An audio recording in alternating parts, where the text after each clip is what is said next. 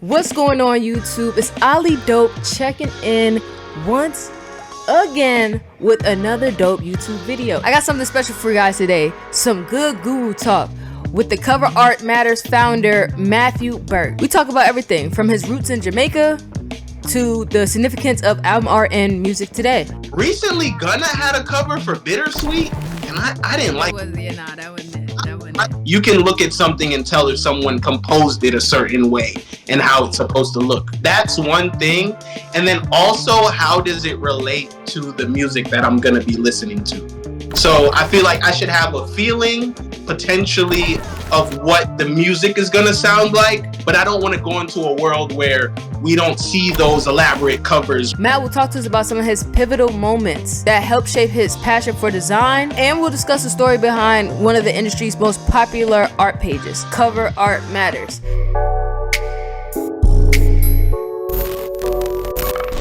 Okay, well, I'm Matthew Burke. I'm the founder of Cover Art Matters. I was originally born In Jamaica, Bomber Clap. and I moved to America at a young age. Was that like 7? I moved here when I was 7, so I lived in New Jersey for a while. Lived there for about 10 years, and then I moved to Atlanta, Hey. where I've been back and forth from Atlanta to Houston, but mainly Atlanta. When I was in New Jersey, I had a friend who had a clothing line, and then I moved to Atlanta, and I still had that passion to like do something. So I remember I would sit down, I wanted to come up with my own clothing line. None of the ideas were good, but I found somebody at the school that I went to that had their own clothing line, and then I started working with them. So we kind of co-founded a clothing called Lifted together. So that's what I was doing before anything. I was working in clothes as far as just presentation. You said you went to school. Where'd you go to school? Luella. This place called Luella. It's in Henry County. In Georgia. Yeah, it's in Georgia. It's more metropolitan Atlanta. That's what they call it. So let's talk about some of your early inspiration. Like, how'd you get into graphic design or getting into like fashion, clothing companies, all of that? My mom liked clothes a lot. So she's really the reason why I got into clothes a lot. Like, prior to me being able to choose my own clothes, my mom used to buy my clothes for me. But I know a lot of people's like, that's crazy because your parents might not choose good stuff. But my mom, she chooses a lot of good clothes. So that's how I got into it. I told you my homeboy, when I was in New Jersey, he had a clothing brand. So he got me into that. I wasn't into design at all until like college. But as far as that, I was into that. I've also been a very analytic person. Anything I always wanted to know. So like I've always researched, I've always looked stuff up. I like a lot of documentaries. I'm big on watching documentaries. Outside of that, music, I like listening to music. But I wouldn't say I was as creative. Like, I wasn't really doing anything creative. I was into sports. I was into just like researching stuff. I was going to be a historian. So that probably plays a role in why I'm so analytic and I like researching stuff. Yeah, so that's another thing. When I see on your page, you really get deep into it. Like, I don't know how you find like who made what and the history of the thing. Like, I really find that really dope. I like that. So yeah, I went to college for that in 2010. That's when I linked up with my homie. He made Lifted. So we both decided that we were going to do it in college. He went to Georgia State. I went to West Georgia. Unfortunately, I couldn't get into Georgia State. I would have liked to go there too. My grades weren't as good as his. So that's what I went. And prior to that, we were always hitting up people for designs. And then one day where I just had to do it myself. And that's when I got into like Coral Draw. That was the first thing I ever used. I didn't know anything about design. So I was using that here. And everything was self-taught. And then I got into Photoshop. But I never really dived that deep into it. Like, I would just do like stuff on the layer base because I can't draw. Personally, like when you're an artist and you can't draw, it's harder for you to like bring your ideas to fruition. Yeah. So a lot of times if we would sketch it and bring it to somebody else who knew what they were doing. But if it had anything to do with fonts or stuff like that were simple, I would try it myself. Yeah. So that's how I got into design, selling buttons, selling t-shirts. We were doing that for a while. Sometimes design my own posters, flyers, stuff like that. But I don't feel like I have a heavy design background. I just like being creative, and I also don't like waiting on other people to do stuff. So sometimes I'll just do it myself. That's But fair. that's when I got into design, when I was working on the clothing brand. That's dope. And I think a lot of like designers or creatives, when you get into like graphic design, a lot of people have the same like background. Like they couldn't draw, they couldn't do this, so they tried a little bit and then reached out to another designer or something like Yeah. that. So I think our stories cross paths in that way as well. That's pretty dope, man. Yep. Like fashion stuff like that. Like what sparked your interest to like want to even like pick up the choral? Like let me try, besides like waiting on people like you mentioned. Like what made you be like, oh, let me go ahead and try to self-teach myself a few things? Just being more so on the computer a lot. You know what I'm saying? During college, we had a lot of free time. Tumblr. I remember I really liked Tumblr at the time. Just getting into different stuff. Like I would use Lightroom. I would use Photoshop every now and then. But the Corel Draw, it only sparked my interest because I really thought I could draw on there. You know what I'm saying? That's when I learned about CMYK, RGB. I didn't know vector. That's when I learned how images had to be vector to put them on t-shirts. So that was it. Just I think being a kid that was like an internet kid and the age that we were going into, I seen all these apps and I was just like, you know what? I want to try this. So that's probably what it was. I think that's something similar, right? Procreate would probably be the equal to that program now when people are starting out. Yeah, Canva too. I'm just seeing a lot of people like do work with Canvas. I'm like, that's cool. That's cool. I would influence you to get on Canva, to get on Procreate, like get on those things and start early. You don't have to be you don't have to go to school to learn some of this stuff. Essentially, you can start already, especially if you're young. And I feel like you got to start young. I picked up Photoshop like 7th grade, and then I like picked it up, put it down, but like I already had that like system in the back. And then at that time they were doing like Adobe Flash, so it taught you like keyframes and the like the small elements to like video editing and stuff. So I felt like it all like other things. I used to scan stuff and put it into the computer. I haven't done it in a while, but I remember I used to do that, and then I would try to vectorize it from like drawing. Yep. I used to have this kid, 7th grade. I couldn't draw. I had a clothing line similar. He knew how to draw graffiti. So I had him come at lunchtime drawing graffiti. I used to scan it in. We used to do all the stuff right there and then print the t-shirts off at my house and everything. So we definitely cross paths on that background as well. The next question I got for you is, I think a lot of you want to know, what made you want to start the Cover Art Matters page? The lack of people like giving recognition to cover artists. Like I used to be in the studio a lot when I got out of college. And my friends, a lot of them were, they were after their rap careers, music careers like that. I would be in the studio with them and they'll always be like, yo, we can't find nobody that do cover art. And they would always try to find the closest person. And I felt like those people were not the people who do cover art. So SoundCloud was becoming popular at the time. And there was this guy, his name is Kodon, and he was very popular. And everybody in the studio kept buying cover art from him. So I'm just like, okay, let me learn more about him. So I learned more about him. And from there, I learned about a niche of other people on the internet that were known for doing cover art. And from there, anytime I have an idea and I want it to be tangible, I always make an email, I get a logo, and I get a social media page. Just because I feel like that will establish something that I will actually do. So I remember I made the Cover Art Matters page. And this is in April 2017.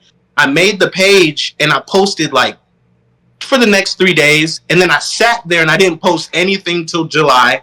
I posted like another 4 things in July. And then it sat there again.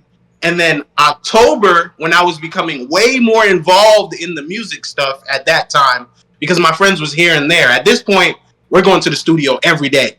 And so I just got to the point where I was like, yo, if y'all drop a track, I'm just going to post about it. But I'm going to put the cover art highlighting the cover artist. And then after a while, I started learning stuff. I started learning not to focus on just because my friends were doing music, I started noticing who was popular and who did their cover art. So really like the SoundCloud scene, I would say, is the thing that really sparked my interest and really influenced the platform to come along. So that's what it was. But it was sitting there for a long time. I didn't go full-fledged. I would say I wouldn't go full-fledged until 2018. I went to South by Southwest. That was my first time there. It was 2018. I got to meet people in person.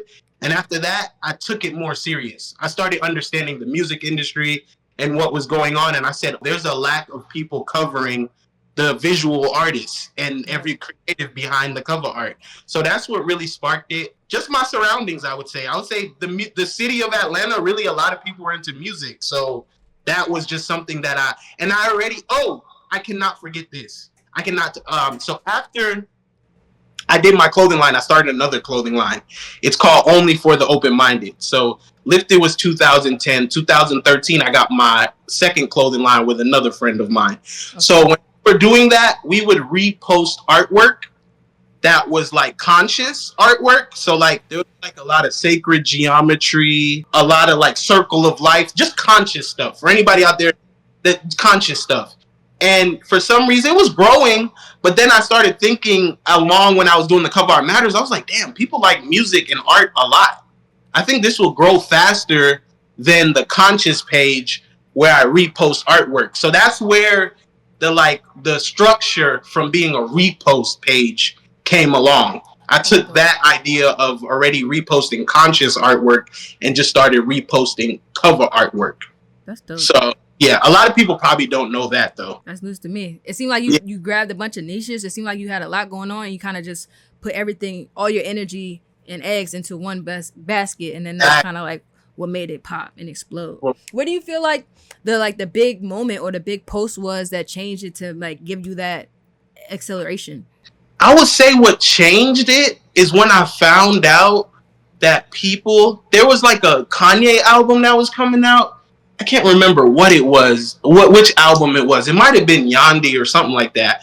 But I found out that people liked drawing concept covers for other artists. Mm-hmm. Prior to that, the platform was growing. But when I found out that there were other people who would create album covers that didn't come out yet, and they would create concepts, that's when my page started growing real fast. Because then I would put people in a group together, and I would group in their concepts, and I would release it before the album came out. And people found that very interesting. I would say that was the changing point. So to this day. Yeah, till this day I still do that. And it works. Back then I wasn't using the same. I used to just share them on my story. Yeah. Now I share like a carousel. Back then I didn't have carousels. Yeah. So if I want to share somebody's thing, I would put them all in a square or something, or just put them on the story. But yeah, I think that was the changing point. Finding out that other people created concept art for albums that weren't out yet. Yeah. And that's even smart enough for you to even pick up on that and like attach your brand to that and like big up the underdogs or big up the other people that don't get as much recognition as well. That's pretty dope. Facts. And a lot of people gravitated towards that. I think it helped other people learn like, oh, there's people out here like me. Yeah. There's people who do this too. And I think once that clicked, more started happening. Like, for instance, before all this, I didn't know what art directors were for music labels. I didn't really know all the creative directors. I didn't know there was somebody for the typography, somebody for the photos, somebody for the makeup. I didn't know any of that. I was just more focused on who did the cover art. And then I found out, some cover arts have teams of people who do it. So from there, it got bigger. From finding out there were more intricate pieces to who was doing the cover art. Yeah, man. You definitely excel at that, because I feel like you're one of the only pages that even explains even music video pages. Sometimes you know who shot it. Sometimes you don't know who shot it. Who's the gaffer, lighter, DP. Like, we like to know these things. I think regular general public and regular people. Like, I'm just like, all right now. Even on Apple Music, I feel like there should be some sort of like credit to the artist. Like, everybody else get credits. It's like they don't literally the thing that you click on. Creators for real, nothing at all. Yeah, hopefully that changes in the future, man. For real. I think surprisingly, like, I don't think it's only me, but the culture of people getting credit has definitely changed. Mm-hmm. Like, I'll see artists now, they'll post the whole video credit in their caption. You never used to see that like 3 years ago. I think people doing that too, just because the clout. He's like, I had mad people working on my project. Like, look at all. That's funny. No, so Cool. So let's move into, I guess, the significance of album art and just art in general. What do you feel like the relationship between music and art is exactly, like, in your own words? I'll use my slogan of like, or motto, what you see before you hear. So I think a lot of people see visually before they listen. So that's probably one of the biggest deals. Like even back in the day when people used to go to vinyls, like record stores, or like when they used to buy CDs, I think if they didn't know somebody's music, they were just going solely off of the visual of what the cover art looked like. So to me, it's very important. It's kind of like the judging a book by its cover. Yeah. And you probably shouldn't do that, but that's what people are do. Yeah. So, yeah. Because if the book cover look boring, I don't know if I'm gonna pick up the book with the snowflakes. Like, you know what I'm saying? You got war, people shooting. I might pick that one up and stuff like that. That's pretty cool. I agree. I definitely usually, not if I don't know the artist, but sometimes that cover does give me that another inkling. It's like, maybe I should give this person an opportunity or a chance, because at least they took time with the thing that I see. If they spent all this time on the music and they took just as much time on the art, it makes me want to be like, all right, they care about their craft. It's not like something they just threw together. Because sometimes if it's shitty cover art, I'm just assuming that the song is going to be unmixed with a YouTube beat or something. Like, that's just what I'm going to assume. Yeah, I agree with you on that. So what do you think makes like a great cover? I would say composition first.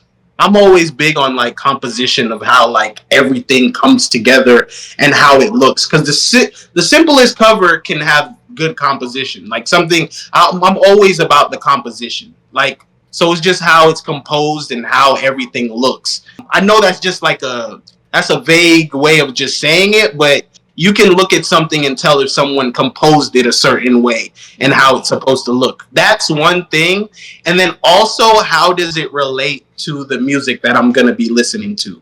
So I feel like I should have a feeling potentially of what the music is going to sound like just from seeing the cover. Or like you said, like just the quality from the cover is going to make me respect your art. So that's something that I think it just visually, it has to connect to the music, like a perfect cover, acid rap. You know what I'm saying? The name and the title and the cover looks very good. So much fun.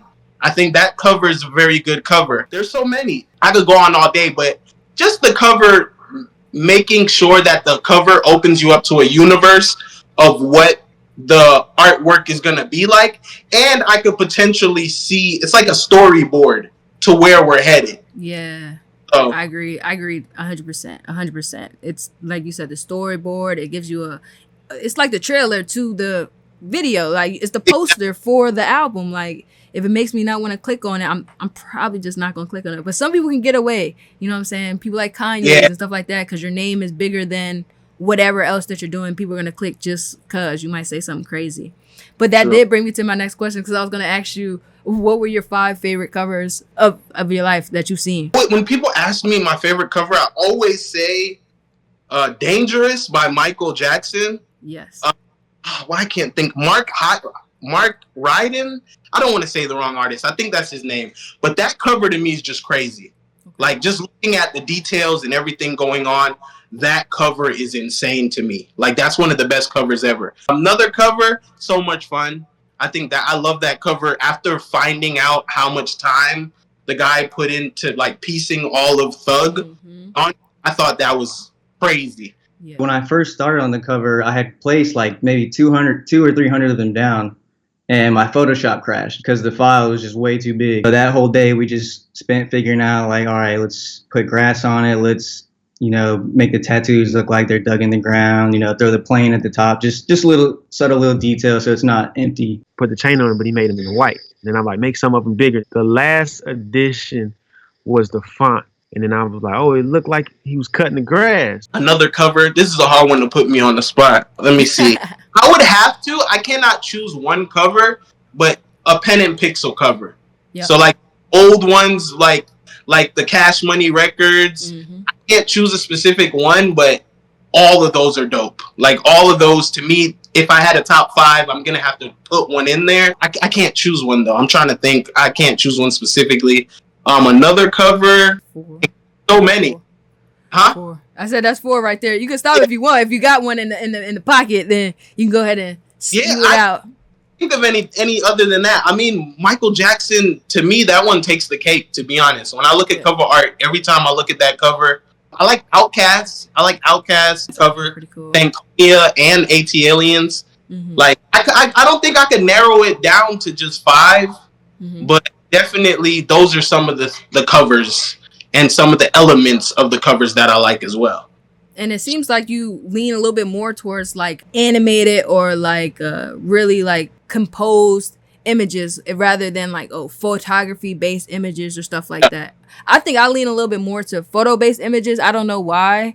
I just like that clean cut look, maybe a little glow, maybe a little highlight, or maybe how even the, like you said, the composition is with the image. I lean more like towards those covers. So like if I was gonna do Michael Jackson, I'd probably do Thriller. I don't know, that simple him sitting on the joint with the glow. It's just iconic. I think simplicity in covers and stuff like that just brings out the what do you call it? Like the legendary status of it or something like that. You got any favorites? Shoot, I'll say, what is that? Jay-Z. I think it's volume 3 when he's sitting, or is the no volume 3? Yeah, he's sitting on the table and he's smoking a cigar. Yeah, with the joint. Yeah, I really like that album cover. Like you said, hard to put on a spot. 50 Cent. That cover, the first one, Get Rich or Die Trying. I feel like simplicity. That is a good one. If I had to choose, that's a good one. To be honest, an iconic cover. Iconic, and it's simple. Like the execution, the gunshot with the glass and the thing, and it was part of a packaging. Like even the crack in the when you open the seat, it was just different. Even to the booklet, like crazy. I'm gonna say probably 8701 by Usher. I think it was just a, like I said, legendary cover. When you pick it up, it's just like like crazy.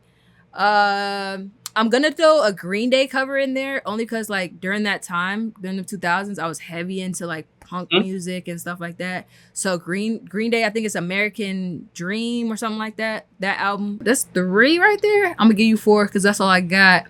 4. I'm trying to put a lady up there. Who had a tough cover? Who's had a tough cover besides Beyonce? I think the album was called Beyonce. It was like a blue background, and she had like the silver shimmy on. But like covers like that, kind of like. Dangerous in Love. I think so. I think that's whatever song that album was on. That's the album because I literally had that album. I have like a case of CDs like in storage of like old albums I bought. So I still have book covers, CDs, everything. Since you said I'll throw in Lauryn Hill. I like Lauryn Hill. Ah, yes. Okay. It makes you feel like you're at the desk when you cover. So that was a pretty good cover. Yeah, that encapsulated the whole project in general, like school, from the skits, everything. It was a great theme. What do you feel like the impact of digital platforms on album art is? So like I said, iTunes Music, AI, these type of technologies. What do you feel like that's going to push the trend of cover arts into?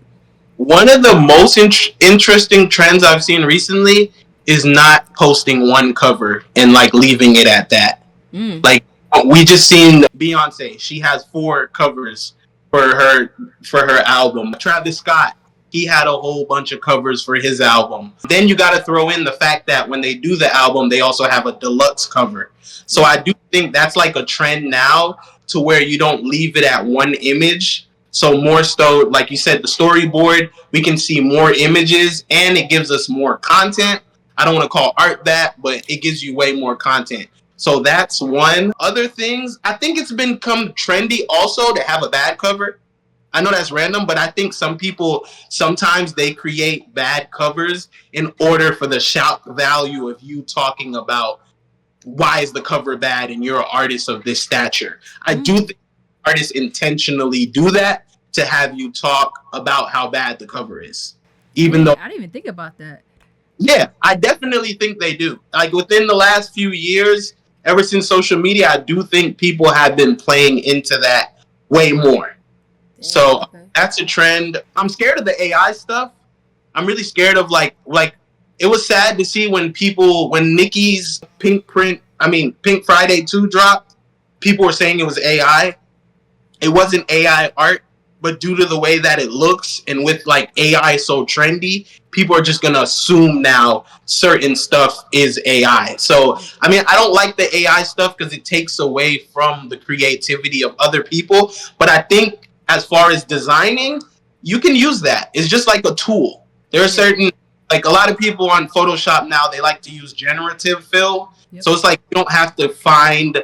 We work with a lot of stock images. So with AI now, you could generatively fill it and find like different stuff. If somebody's leg was cut off, you could put their leg on there, you know, because sometimes you work with pictures that you really can't utilize. So I'm not against that, but I am against like artists who have big budgets deciding to just crank out an AI. Like I don't like, because it takes away from other creatives and us be able to make a living. And not to mention, how am I going to credit? Like that's why I think in the future my platform is going to be even more important, because I'll be one of the few that still credit the artists behind the covers. You know, and I'm not only saying that because there is somebody who clicks the button and prompts for AI, but I don't want to go into a world where we don't see those elaborate covers where there's a makeup artist, there's a body painter, there's a stylist, there's gaffers. Like I like those. So I think it will take away from a lot of intricate covers in the future. So I'm scared of that becoming more trendy. And people, like, I don't know if you've seen recently the PlayStation filter. There's a whole bunch of people who have been contacting me for that. Yo, can you make me a PlayStation 2 filter art? Can you make my cover art like this? And now that's becoming popular. So, elaborate on that a little bit. Like, what do you mean by PlayStation filter? There's this filter right now. It's like a PlayStation 1, PlayStation 2 filter that you put it in. It's basically like AI, and it cranks out a picture of you, of what you would look like as a PlayStation 2 graphic. Oh, snap. Okay. A lot of people are like, yo, this is dope. Let me go ahead and make my next cover art like that. And a lot of them, instead of them going to other people, because I know artists who literally can make artwork like, because that's their style. Now, the AI filter, style is done. It's over with. Anyone that wants like a PlayStation, now that's all you're gonna see. And I'm pretty sure it took a lot of work away from people, because people are like, yo, my photo's fire. I just need it to look like a PlayStation filter. Yeah. You haven't been seeing that on the internet? I have not seen the PlayStation 2 filter. I was like, what is that? Over. I've been seeing a lot of like old gaming, olds. I did like a NBA Street fake cover or whatever, but like I know that trend is popular, but I didn't know they had no filter for it. Yeah. Dang. Yeah, no, we're gonna have to chop that up after this and see what's up with that. Go on. It's all over Twitter. I want to talk about like the motion graphic aspect of animated art. I think that's where we're moving. I think it's still early, but I feel like all covers and all things like that, like you just have to submit an animated cover along with the cover, because I just feel like stale covers is going to be like a thing of the past, because people just want to see it. Like, I want to see something move. Especially with like Canva. I mean, not Canva.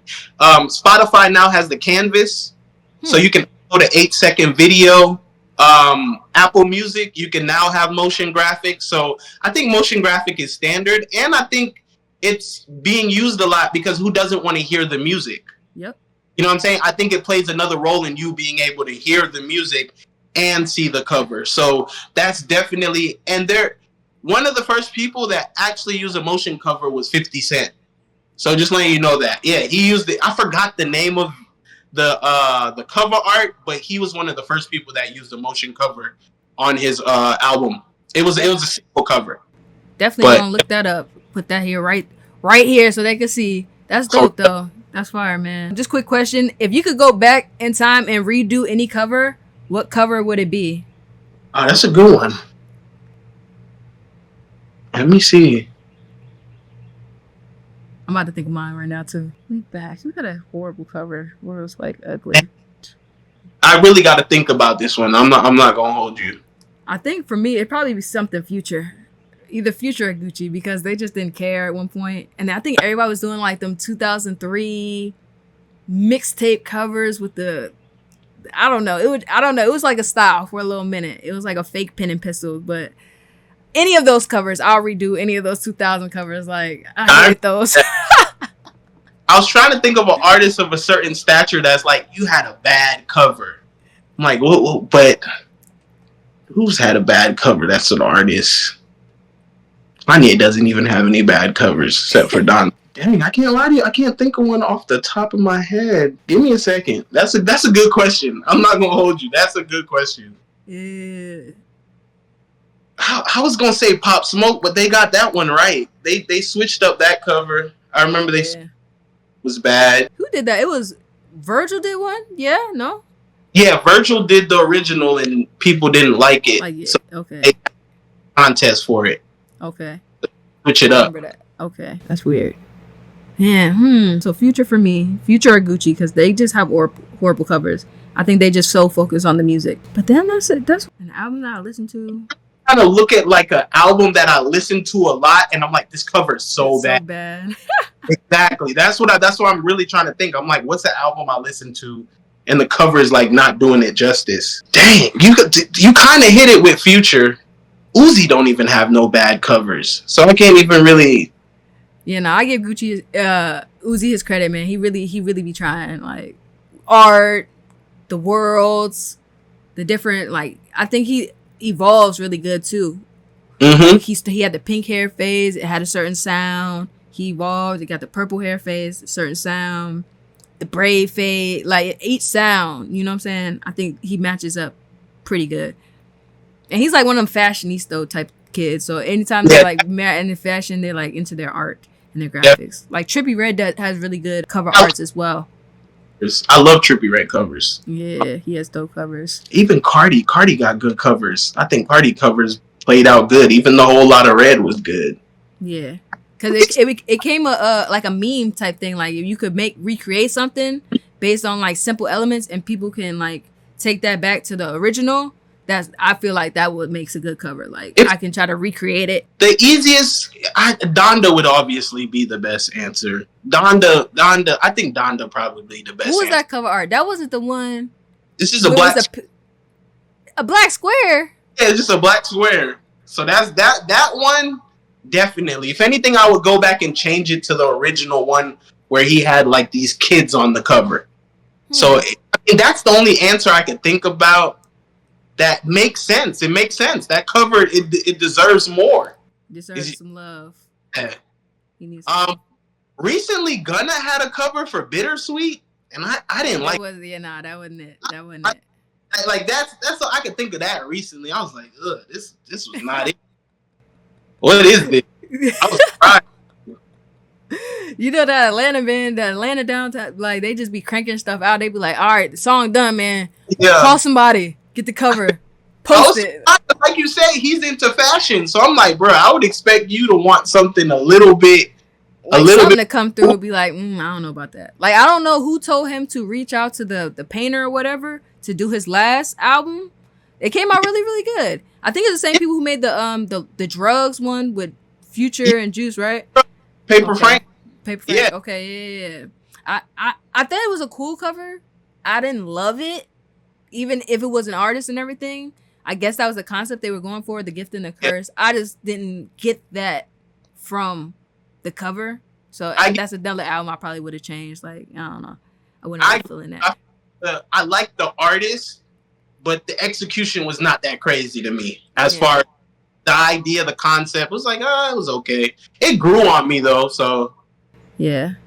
And sometimes when cover arts have a particular style by a particular artist, I feel like they can often get put to the side or lumped in with the other album covers or album music that the other people put out. So it's like it doesn't look too different. Like, I've seen it before, swipe type thing. So it's just like, all right, it's not original.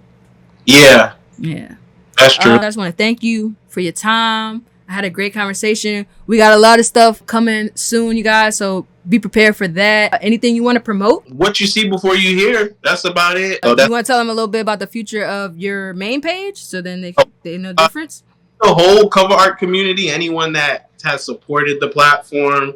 So I appreciate all y'all. I got to let y'all know that. I appreciate you for letting me have this time to be able to talk to other people as well. So thank you. As far as my main page, I'm trying to go more personal. Hopefully, I like this interview is a step forward in this. I would like to start doing more interviews. I just want to stop just only being mainly reposting artwork. I want to get back to like showing myself on camera and other creatives on camera, because a lot of times that's all we're doing. Everything is behind the scenes. So always letting the artwork speak for us, and I just want us to be more at the forefront. So I'm hoping this year to transition more into showing myself and other people on the platform instead of just showing their art. I want people to have conversations. I want people to know who you are, your interests. So that's my goal with the page moving forward. Yeah, man. That's dope. That's dope. 2024, y'all, the year of the creator, man. We are the stars, man. The Twitchers, the YouTubers, the creator is the king right now. So, you know, rappers, look out. It's like, you got everything now too. Like before, it used to be you could just do one thing. Now you can do everything. Yeah, so man. I probably didn't even speak about it, but I picked up the camera before. So stuff like that, picking up the camera, even trying to paint, draw, try to do everything. You know what I'm saying? You got to produce, you got to do your own audio, try to do stuff yourself and learn instead of just getting other people to do it. It's good to collaborate, but you also want to have knowledge of some of this stuff, like at least a surface level of knowledge. A little bit. Let them know, because like even if you can't make anything, you can still have a great eye. You could be a creative director, an art director, a manager of art if you just want to be involved as well. So many career paths for design, and everything doesn't have to be cover art. Like it's a bunch of different stuff. He runs a sports design page, movie posters, you know, venture out. But yeah, follow my man Matt on all his socials. I put all your socials right here, man. So then they can go ahead and follow you up. Like I said, y'all, we got some stuff we're working on, some cooking. Do you want me to tell them to follow on your YouTube, the other YouTube page right now? Oh, yeah. Everything's Cover Art Matters. For now, it's all Cover Art Matters. You should be able to find it on every single platform. For sure. But yeah, that's it, man. I appreciate your time. I appreciate the conversation. I'm checking out. Matt's checking out. All right. Much love. But in the meantime, in between time, if you enjoyed this video, please go ahead, leave a like, drop a comment, and subscribe so you don't miss a drop. Check out the links in the description to help support the channel, and check out the digital store for digital assets to make your design so much easier. Once again, I'm Ali Dope, and until next time, keep learning, keep creating, and most importantly, keep hustling. You feel me? I'm checking out. Yes, sir.